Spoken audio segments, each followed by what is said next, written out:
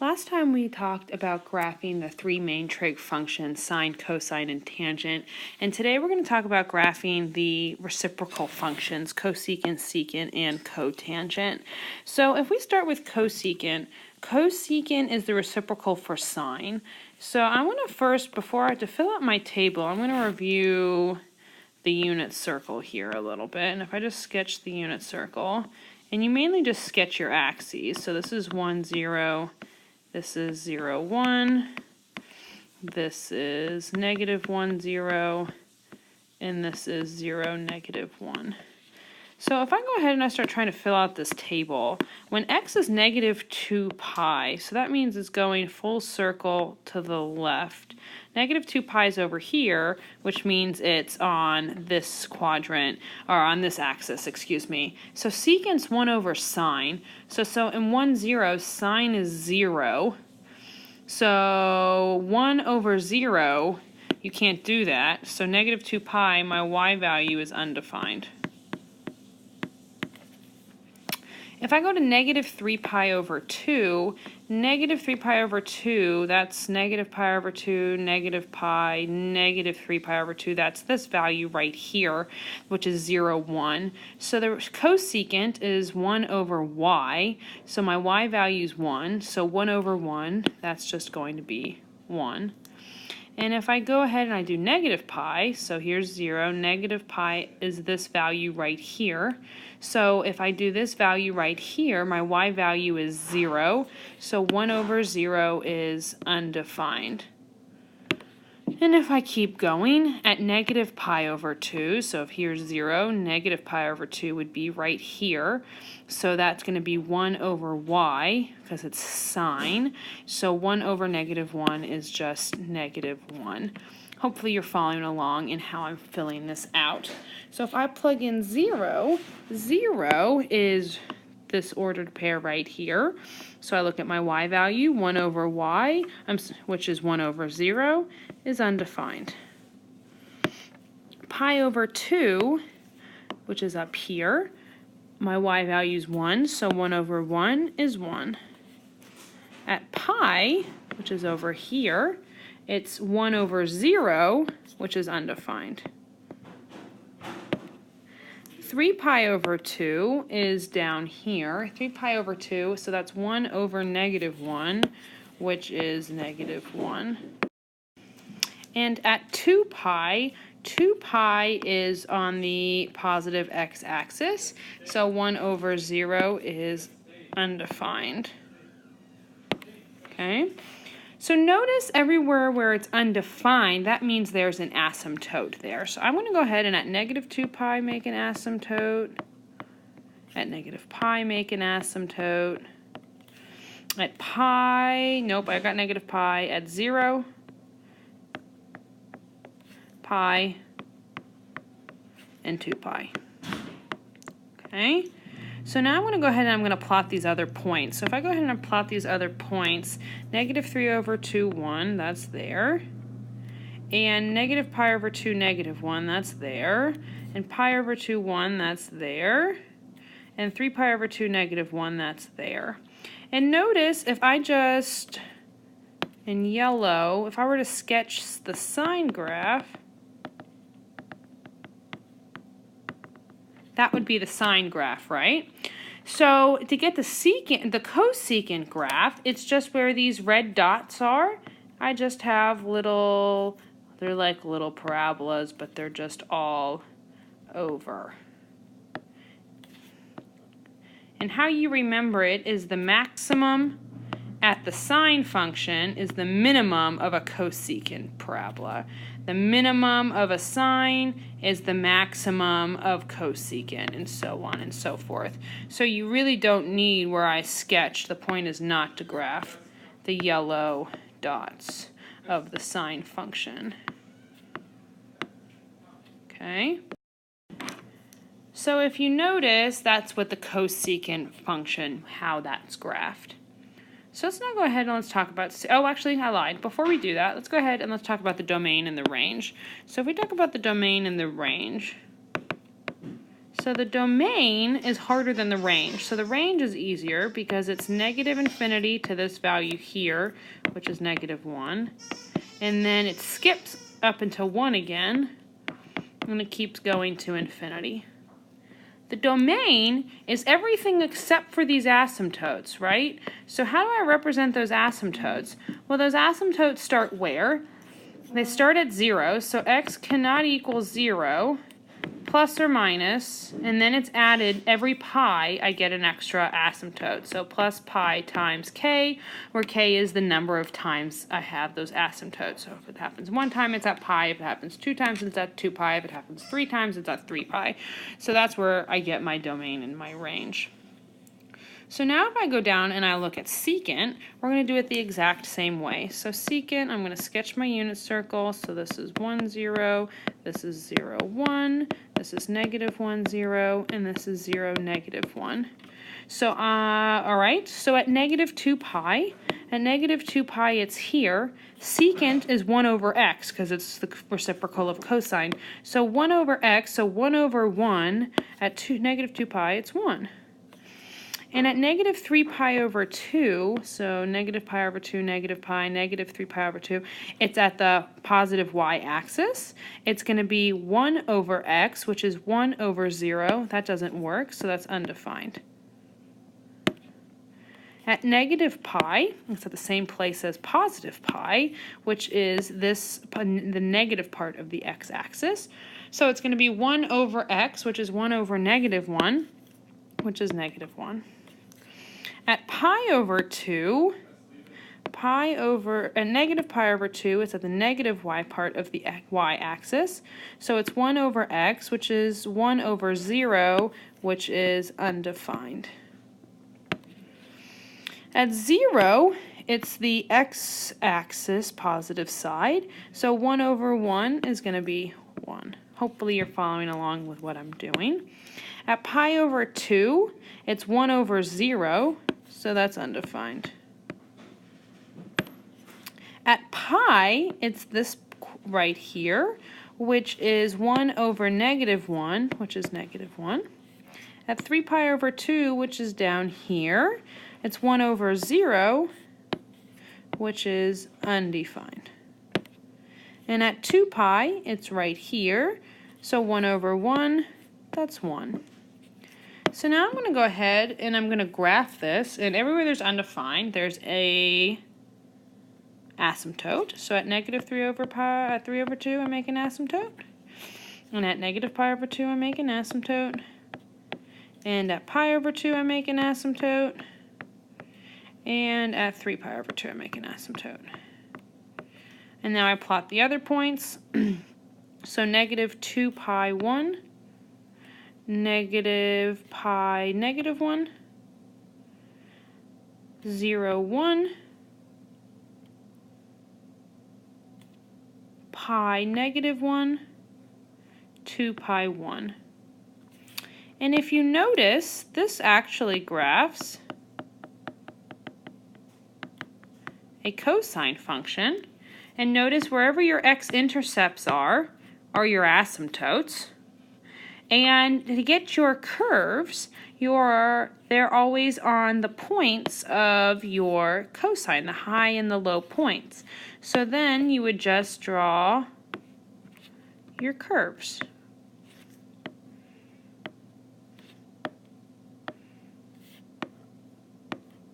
So you don't need to include your cosine graph, but that's how you would do it. So just like sine, it's the exact same way. You just graph sine, and then the minimums are the maximums, and the maximums are the minimums.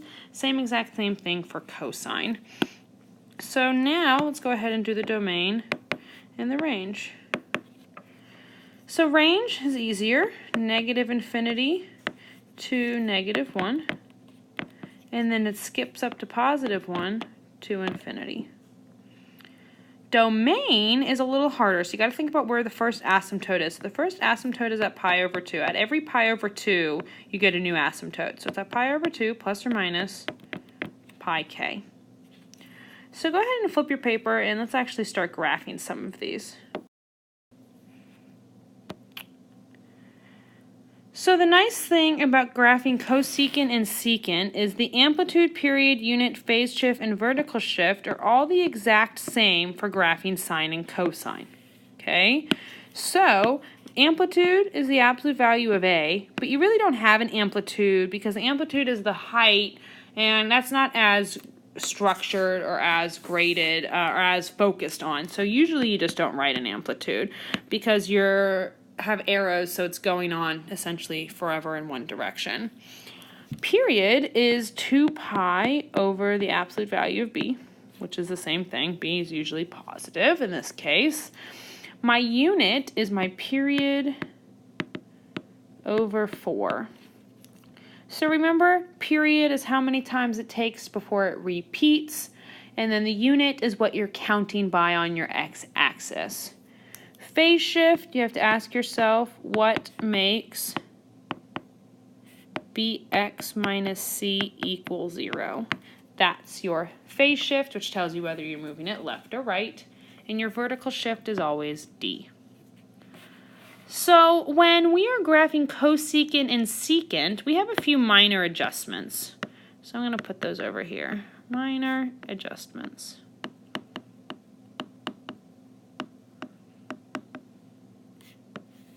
There's 3. The first one is the x-intercepts for sine and cosine are vertical asymptotes for cosecant and secant. So everywhere there is supposed to be an x-intercept for sine and cosine, that's where there are vertical asymptotes for cosecant and secant. Second one, the maximum points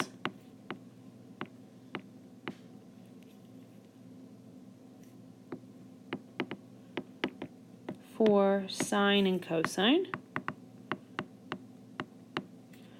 are the minimum points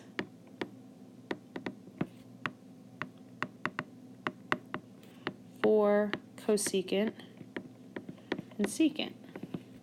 And I'm just going to write and vice versa, so I don't have to rewrite that again. Vice versa. And I spelled vice wrong, that's what I see. And I ran out of room, sorry. My pen's not going with me today. So what it says is the max points for sine and cosine are the minimum points for cosecant and secant, and vice versa. So the minimum points for sine and cosine are the maximum points for cosecant and secant. So again, if I just real quickly sketch sine, start at 0, 0, over 1, up 1, over 1, intercept, over 1, down 1, over 1, up 1, you know, it goes back and forth, right? So if I make my sine graph, the maximum points are here and here, which make those are your minimums for your cosecant function. And your minimums of your sine graph are here and here, which make your maximums for your cosecant and secant. And everywhere you have an x-intercept is an asymptote. And then I would technically erase the red line, but you're going to get good at this where you're not going to need to draw that red line. So let's go ahead and let's look at an example. 2 cosecant of 2x minus 1. So you have no amplitude. Your period is 2 pi over the absolute value of b. So you have 2 pi, b is 2. You need to come over here and write a equals b equals c equals d equals. I recommend it. A is 2, b is 2, c is 0, d is -1, just like sine, cosine, and tangent that we learned last time. So period is 2 pi over b, so 2 pi over 2, that's just pi. So every pi, it repeats. My unit is my period over 4. So my x-axis I'm going to label as pi over 4. Phase shift, which is c, or what makes this equal 0. So 2x equals 0, so x just equals 0, so I go left and right 0. Vertical shift, I go down 1, because that's d. So now I'm going to go ahead and I'm going to start graphing this. So the first thing I want to do is I want to use my units and I want to label my x-axis. So I start with pi over 4, and then I just increase by pi over 4 each time. So 1 pi over 4, 2 pi over 4, which is equivalent to pi over 2, 3 pi over 4, 4 pi over 4, which is just equivalent to pi, and then you could do 5 pi over 4, 6 pi over 4, and so on and so forth if you want. I usually just do one cycle till I get to pi, and then I usually stop, and then I just do it backwards. Negative pi over 4, negative pi over 2, negative 3 pi over 4, negative pi. Okay? So now I'm going to go ahead and I'm going to take these two, and I'm going to go left, right, 0, and down 1, and I'm going to get my new origin. That's right there. So my new origin is there. So if this cosecant is the inverse of sine, so I'm going to just pretend that I'm going to start graphing my sine function.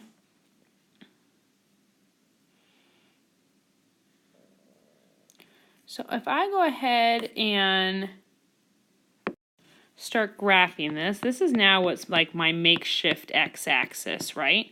So sine has to usually starts at 0, 0. So because that's starting at 0, 0, that's my first intercept.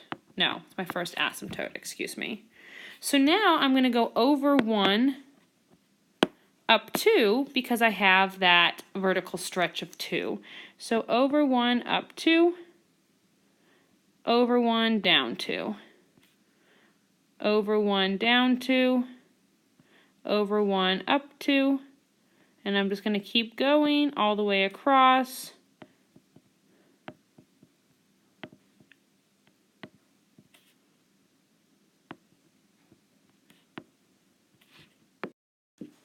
So if you notice, I just went ahead and filled all of those values out.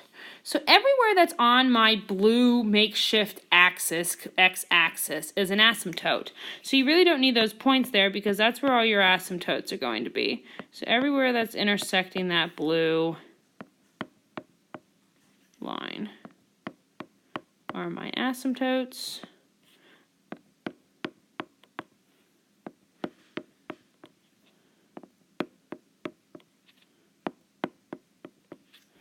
And then I just draw minimums and maximums. So here's where this one would go, and this one would go up here. And it always alternates.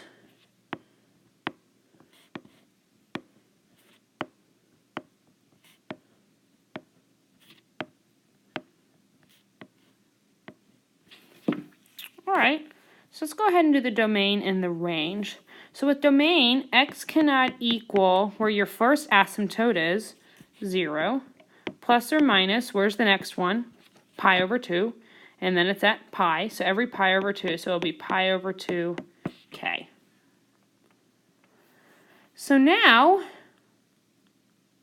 if you look at the range, it's going to be negative infinity to negative 3, and then it jumps up to 1, goes to infinity.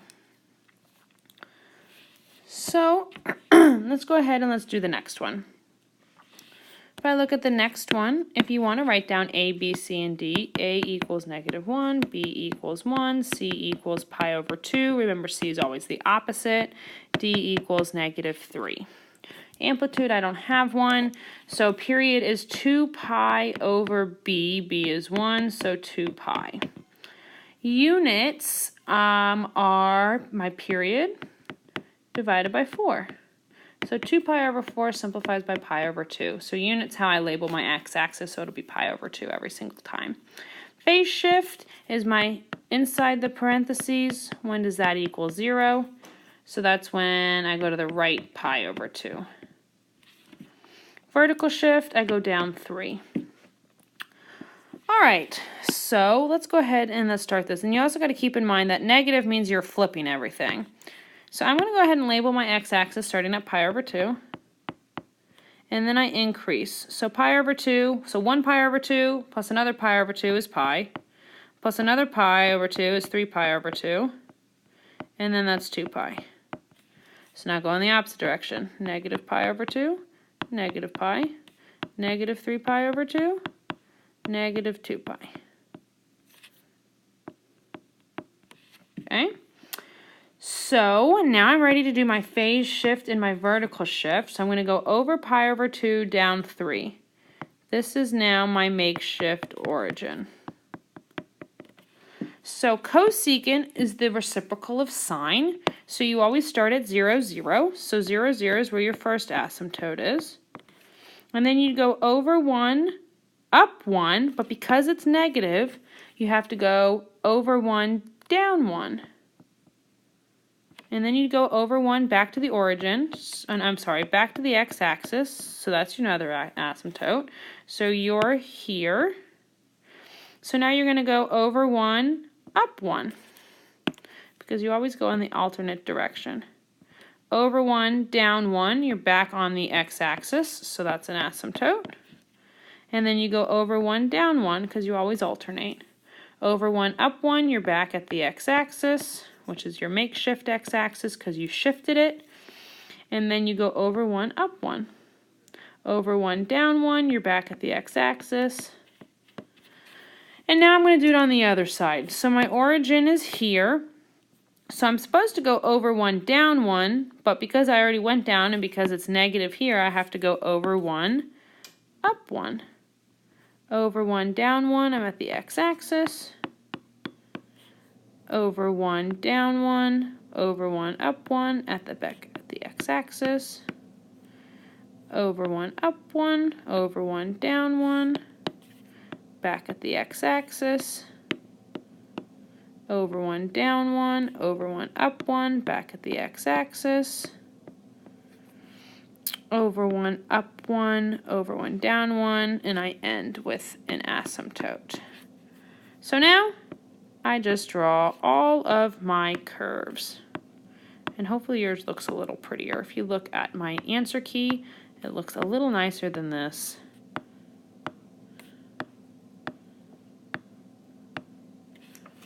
Okay, so now let's go ahead and let's do the domain and the range. The domain, my first asymptote is here, which is at pi over 2. So x cannot equal pi over 2 plus or minus pi k. So every time you add pi to pi over 2, you're going to get your asymptotes. My range is negative infinity to negative 4, and then it skips to negative 2 to infinity. Go ahead and flip your paper.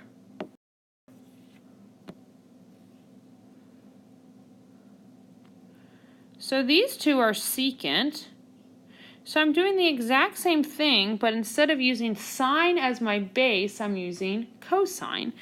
So I'm going to do the exact same thing. So A equals negative 2, B equals 3, C is always the opposite, which is pi over 2, D is 2. I have no amplitude. My period is 2 pi over B, which is 3. Can't simplify that. My unit is 2 pi over 3 over 4. So that's keep, change, flip. So that's 4 over 1. So that'll be 1 over 4.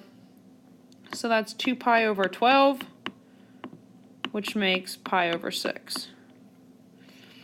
Because 2 pi over 3 times 1 over 4, because I had to do keep, change, flip to get my answer.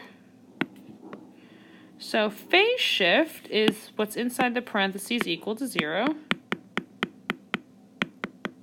Add pi over 2.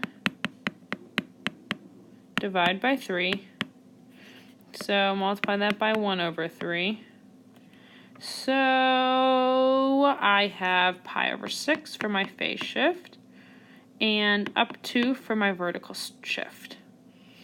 Alright, so let's go ahead and get started. I'm going to erase this so I have space. So I always do the phase shift first to see where your actually I lied, you don't do that first. I recommend doing the labeling your x-axis first.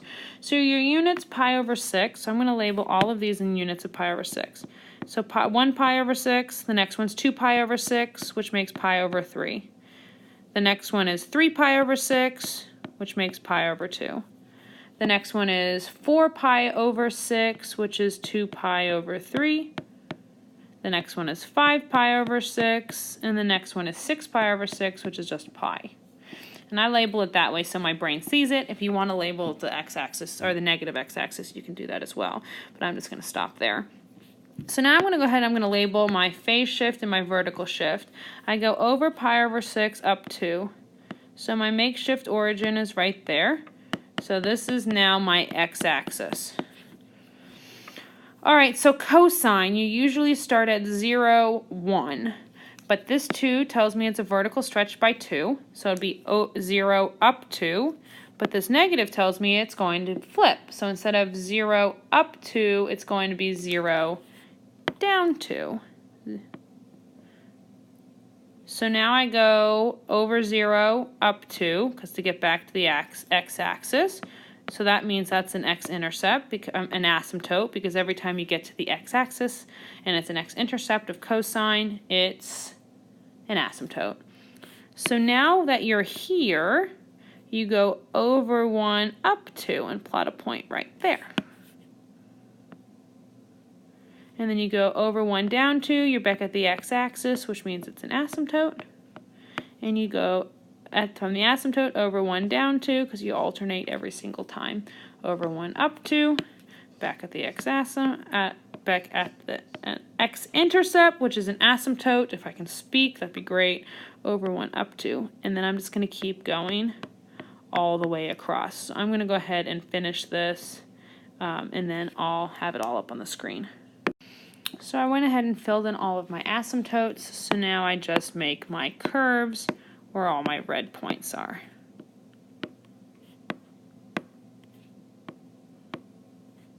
And if you were to type that into your calculator, you would end up getting the exact same picture.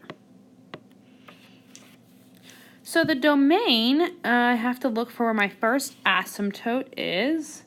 So my first asymptote's at 0, so x cannot equal 0, plus or minus. Where's the next one? Pi over 3, so every pi over 3k. All right, range is negative infinity to the first spot, which is 0, and then it jumps to 4 to infinity.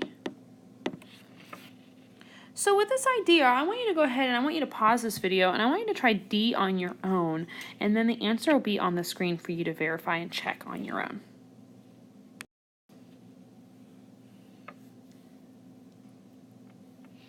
Hopefully you made a good conscious effort on this problem, but I do want to actually go through, and now that I was looking at it again, that I want to go through it and to make sure that you understand it. So my phase shift, notice, is negative pi over 4, but notice that's not on my x-axis because my unit started at pi over 2.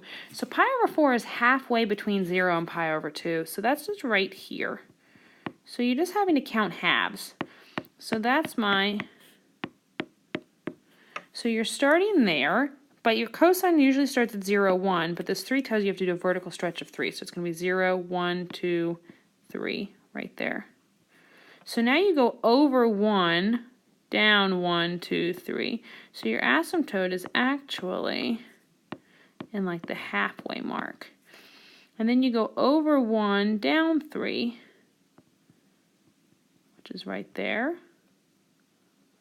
And then you go over 1, up 3, and that's at your asymptote again.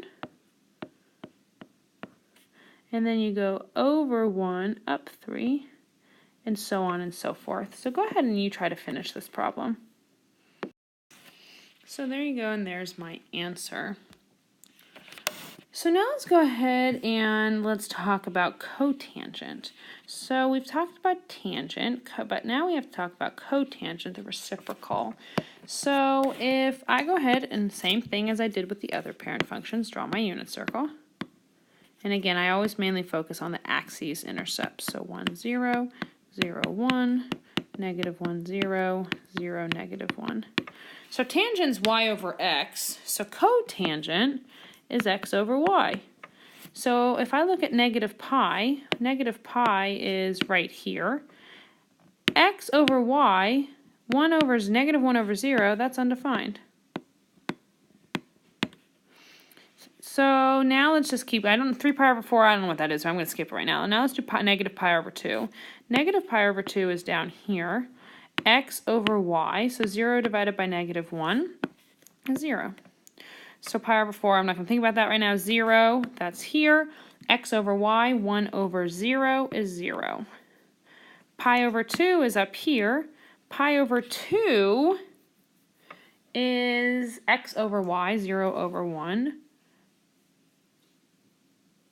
which is 0. And I messed up on 0. Let's go back on it, actually.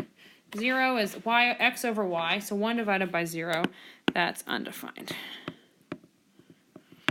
And now if I go to pi, pi is negative 1 divided by 0, so that's also undefined. So remember, undefined is where we have our asymptotes. So now notice I have the pi's over 4. And why I have that one is because the coordinate for pi over 4 is the square root of 2 over 2, square root of 2 over 2. So when you divide x divided by y, square root of 2 over 2 divided by square root of 2 over 2, you get 1. So that's 1. At negative pi over 4, it's going to be negative 1, because at negative pi over 4, it's down here somewhere. So x is positive and y is negative, so positive divided by a negative is a negative. 3 pi over 4 is up here. So 3 pi over 4 is negative x divided by positive y, so that's going to be negative. And at negative 3 pi over 4, negative 3 pi over 4 is down here, which is a negative divided by a negative, so it's going to be positive 1. So let's go ahead and let's sketch this. So at negative pi there's an asymptote, at 0 there's an asymptote, and at pi there's an asymptote. Alright, so at negative 3 pi over 4 it's 1. At negative pi over 2, it's 0. At negative pi over 4, it's negative 1. And then at pi over 4, it's 1. Pi over 2, it's 0. And 3 pi over 4 is negative 1. So, and then it just goes like so. So notice that once you have your asymptotes, your origin, or I'm sorry, your x-intercept is halfway between them. And then when cotangent is positive, it's decreasing. And when cotangent is negative, it's increasing. So now last we got to talk about is domain and range. Domain, where's the first asymptote? It's at 0. Plus or minus, it increases every pi, so pi k. Range, negative infinity to infinity. So go ahead and flip your paper. Last page. So if I look at this guy, all the same properties for tangent apply for all of these information. So remember there's no amplitude. Period is different. Remember with tangent, it's not 2 pi over b, it's pi over b. So pi over b, which is 1, which is pi. My unit is my period divided by 4, so it's still pi over 4.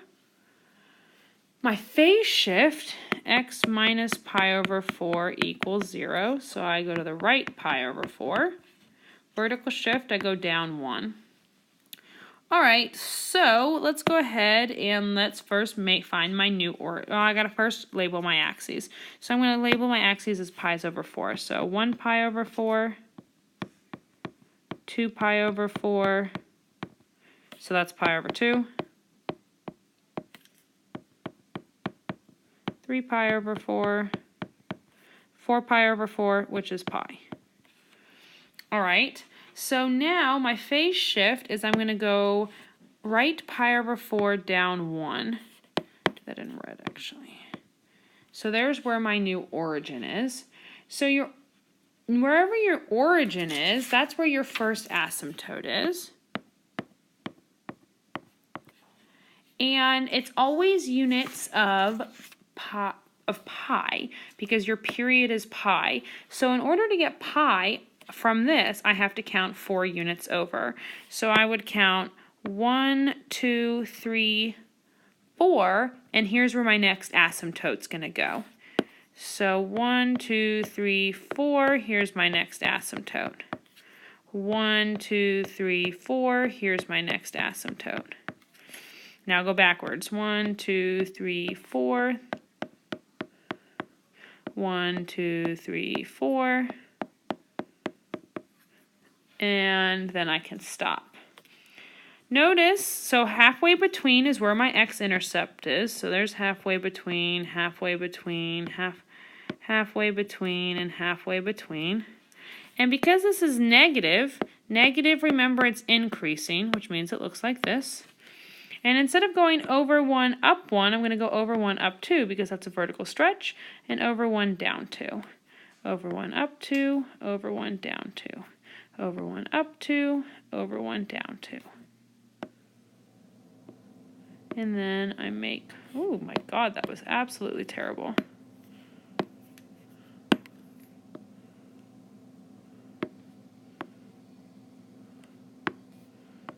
I swear my handwriting's nicer in person. All right, so domain. My domain is x cannot equal, where's my first asymptote? Pi over 4 plus or minus pi k. My range, negative infinity to infinity.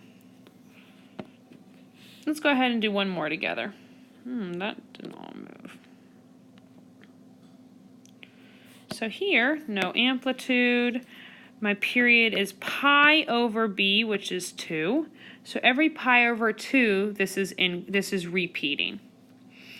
So units are my period over 4. So pi over 2 divided by 4, which is just multiplied by 1/4, because you have to flip your reciprocal, flip your second fraction. So you get pi over 8.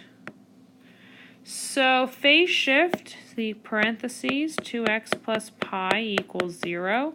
So subtract pi, divide by 2. So phase shift is negative pi over 2. Your vertical shift is negative 1. All right, so now I'm going to go ahead and I'm going to label my x-axis at pi over 8. 1 pi over 8, 2 pi over 8, which is pi over 4, 3 pi over 8, 4 pi over 8, which is pi over 2, 5 pi over 8, 6 pi over 8, 6 pi over 8 simplifies to 3 pi over 4, 7 pi over 8, and then I have 8 pi over 8, which is just pi. All right, so again, you can write that on the negative side, but I just write it on the positive side to give my brain a nice idea.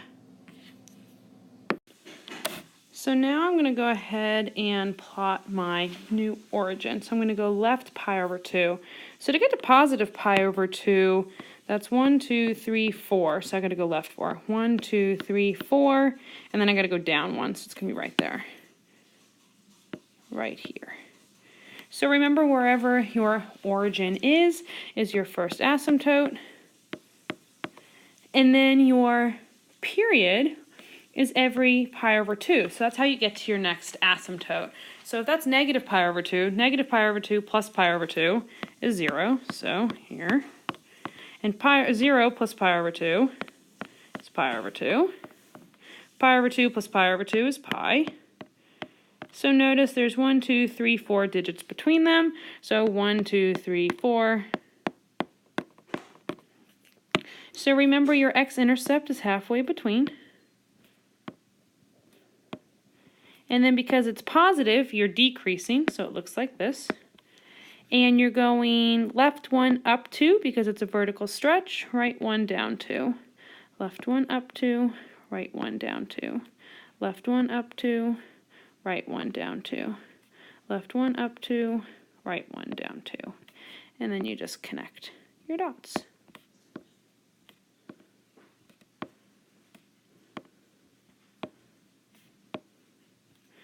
So you're going to go ahead and you're going to do the last one on your own, and then we will go over it next class.